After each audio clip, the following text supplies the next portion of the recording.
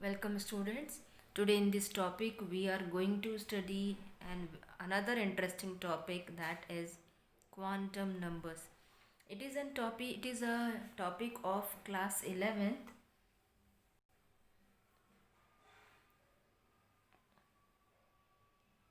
Quantum number is a set of numbers which give us the complete information about all electrons present in any atom. सभी electrons की अलग अलग information आपको देगा ये. Information कैसे मिलेगी हम लोगों को?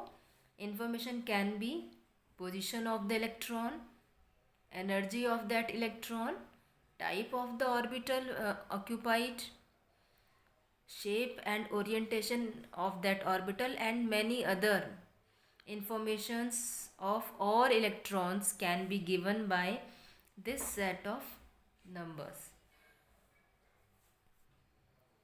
Now the types of quantum numbers. Principal quantum number. Principal quantum number is denoted by small letter n, and it gives the information about orbital, about the position or location of the electron present in any atom.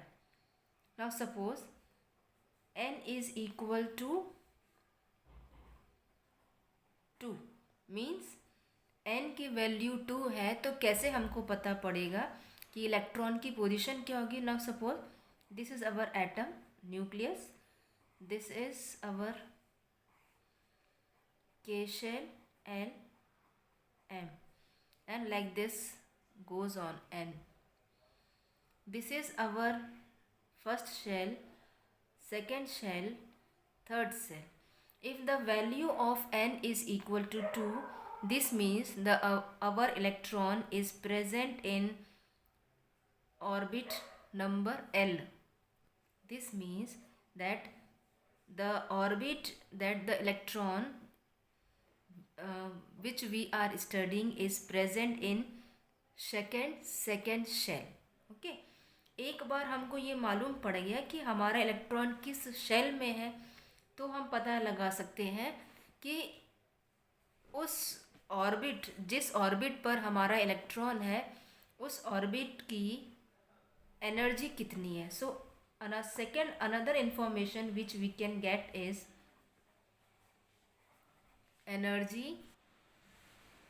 Second information which we can get from principal quantum number is energy of the orbit or energy of the electron present in second shell.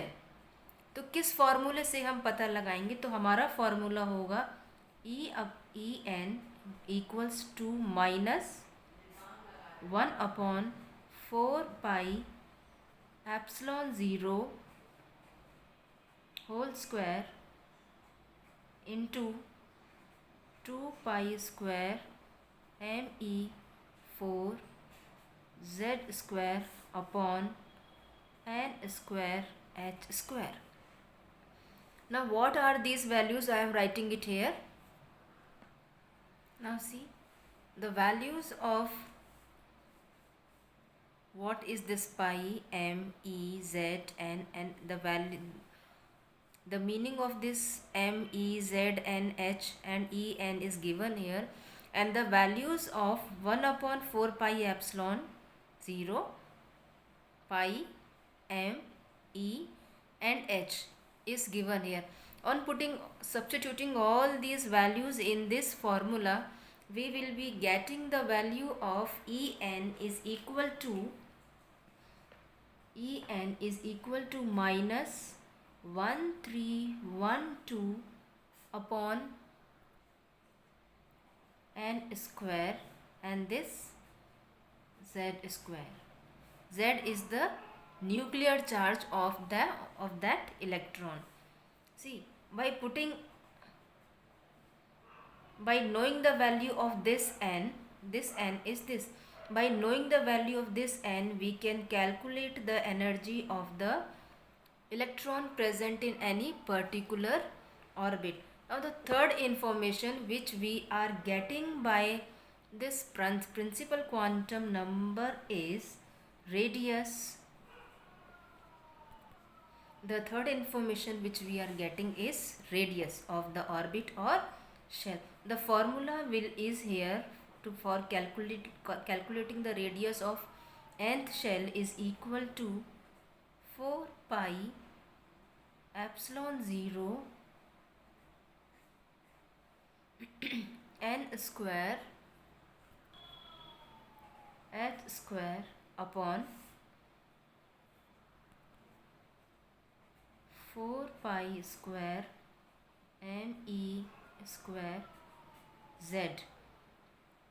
On putting these values again here, ये value हमारी हो जाएगी 0.529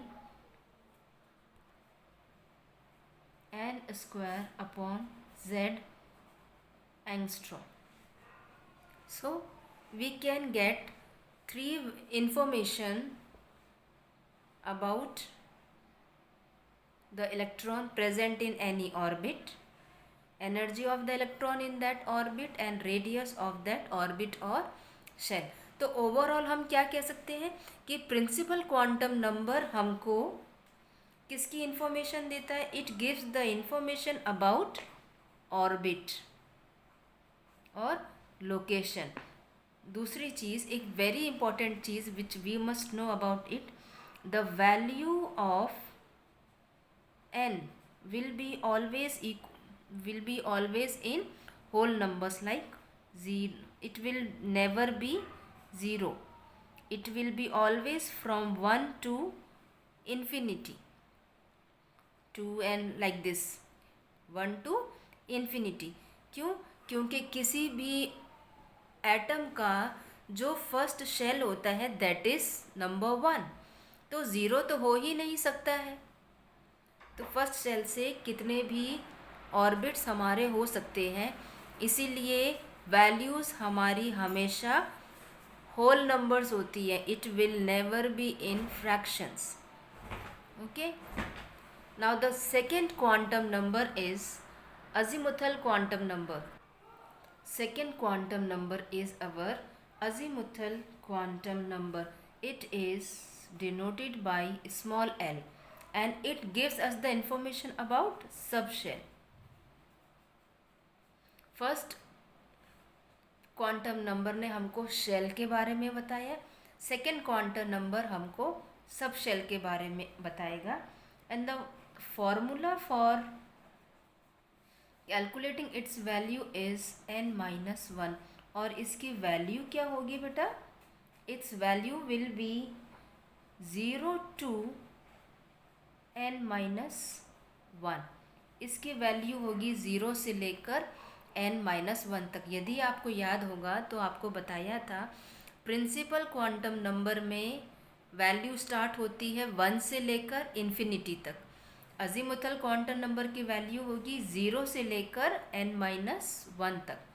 अब ये हमको information देता है subshell के बारे में. So the first information given by azimuthal quantum number is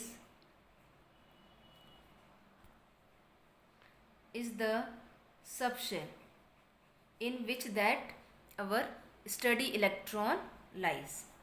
तो हमारा सबशेल बताता है फर्स्ट इन्फॉर्मेशन. अजीमुथल हमको जो फर्स्ट इन्फॉर्मेशन देता है कि हमारा इलेक्ट्रॉन किस सबशेल में है. ना सपोज फॉर दिस हम मान लेते हैं, suppose our n is equal to 3. n is equal to 3 है, इसका मतलब हमारा इलेक्ट्रॉन थर्ड शेल में प्रेजेंट है. अब when the n is equal to 3 तो l की वैल्यू क्या हो गई? इस फॉर्मूले में हम रखेंगे 3 - 1, सो दिस बिकम्स अवर 2. तो वैल्यू कहाँ से स्टार्ट होगी? 0 से लेकर n-1 तक. सो the value our will be 0, 1 and 2. L की वैल्यू क्या हो गई? 0, 1, 2. अब 0 का मतलब हमारा इलेक्ट्रॉन प्रेजेंट है एस सब शेल में, यदि L की वैल्यू 1 है तो हमारा इलेक्ट्रॉन प्रेजेंट होगा P सब शेल में। यदि हमारा इलेक्ट्रॉन प्रेजेंट है सेकेंड सब शेल में तो हमारा जो सब शेल प्रेजेंट होगा, यदि L की वैल्यू 2 है तो हमारा इलेक्ट्रॉन प्रेजेंट होगा D सब शेल में। अब हम मान लेते हैं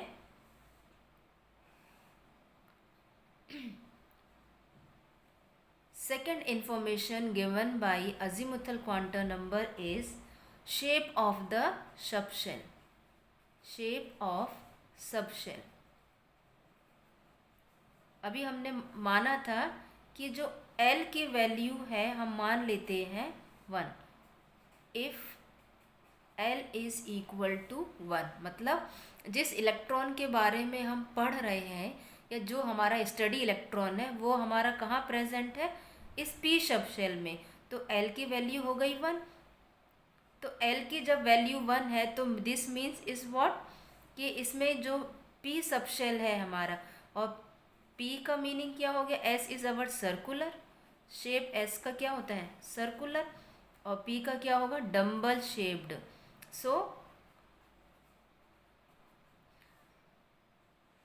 this quantum number also gives the information about the shape of the subshell, and if our L की value is 2 then our electron lies in D subshell। तो क्या हो गया आपका ये डम्बल शेप्ड।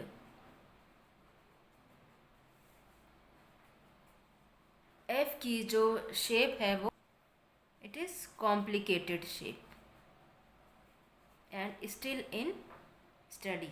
और जो थर्ड इन्फॉर्मेशन हमको इससे मिलती है अजीमुथल से, वो मिलती है हमको angular momentum of the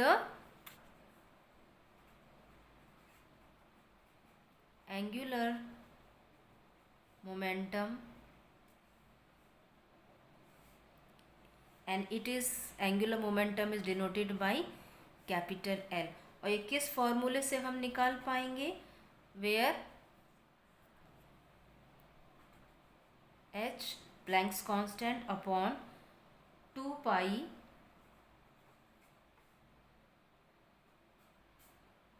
L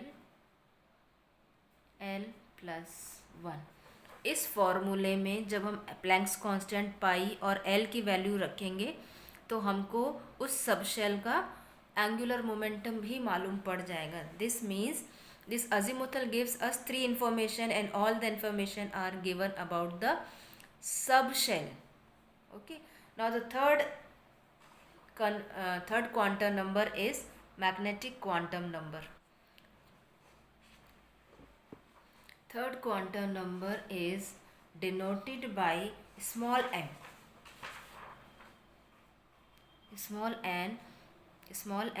and it gives the information about orientation,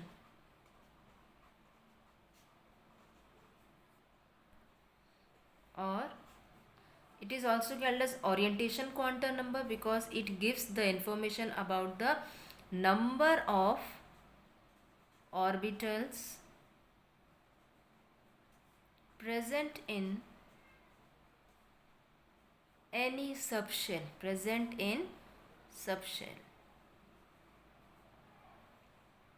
अब ये कैसे होगा देखिए ना। अभी यहाँ हमने क्या एग्जाम्पल लिया था, here we have taken example when n is equal to 3।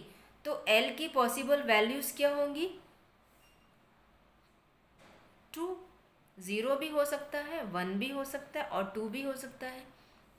Now again we are taking the same example, n की वैल्यू क्या है 3, this means electron is present in third shell, तो value of L will be n-1। तो क्या value होगी इसकी n-1, 3 - 1 is equal to 2। So the value of this is the formula, the value of it will be 0, 1 and 2।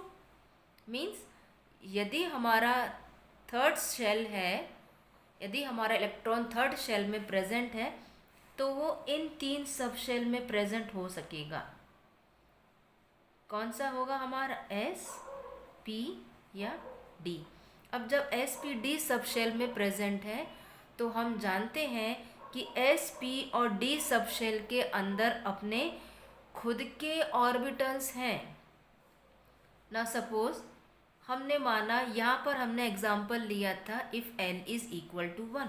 Now we are taking example l is equal to 2. Now this we are taking as example. l की value क्या है 2. तो इसका मतलब क्या हुआ कि हमारा इलेक्ट्रॉन कहाँ, किस सब शेल में प्रेजेंट है? Our electron is present in d sub shell. This means when l is equal to 2, this is our 1, this is our 2. now I am describing third quantum number. तो m की value क्या होगी बेटा? The value of, sorry here I have not given, formula of magnetic quantum number is 2l plus 1. Now the value will be minus l 2 plus l. इसमें zero value भी हो सकती है. It gives the information about the number of orbitals present in any subshell. अब देखिए, जब l की value 2 है तो m का फॉर्मूला क्या होगा? 2l plus 1. तो l की वैल्यू क्या हो गई? 2 plus, sorry this is our plus 1. तो क्या हो गया ये? 5. And the value will be minus l से लेकर प्लस l तक. तो l हमारा क्या है? 2. तो value of m will be minus l से लेकर प्लस l तक. -2, -1, 0, +1, +2. दिस मीन्स जब हमारा इलेक्ट्रॉन d सब शेल में प्रेजेंट है तो d सब शेल के कितने ऑर्बिटल्स प्रेजेंट होंगे? 1, 2, 3, 4 and 5. This is your -2, -1, 0, +1, +2. d sub shell में हमारे कितने ऑर्बिटल्स प्रेजेंट हैं? d x z, d x y, d y z, d x square minus y square and d z square. तो सी, when the value of l is 2, this means हमारा electron कहाँ present है? d sub shell में present है. तो जब d sub shell में हमारा इलेक्ट्रॉन प्रेजेंट है तो d सब शेल के इन 5 ऑर्बिटल्स में से कहीं भी प्रेजेंट हो सकता है. It can be -2, can be -1, can be 0, can be +1 and can be +2. यदि आपसे कह देते हैं कि हमारा जो इलेक्ट्रॉन है, if the value of m is +2, तो आपका इलेक्ट्रॉन कहाँ प्रेजेंट है? If the value of m is +2, our electron is present in dz square orbital. Understood? Now the fourth quantum number is our spin quantum number. It is denoted by small s. Now what is this spin?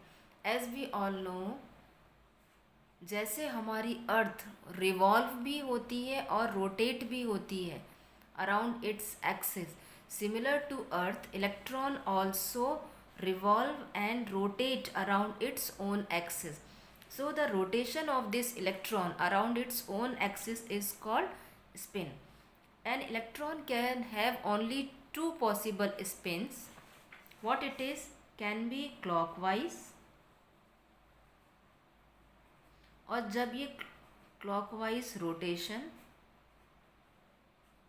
और spin, when the spin is clockwise, हम इसको ऊपर arrow से electron की spin show करते हैं. And when the electron और इसको हम कैसे, the value for clockwise spin is +1/2, और इसको हम डिनोट करते हैं अपसाइडेड एरो से ना। सेकेंड रोटेशन कौन सा होगा हमारा, एंटी क्लॉकवाइज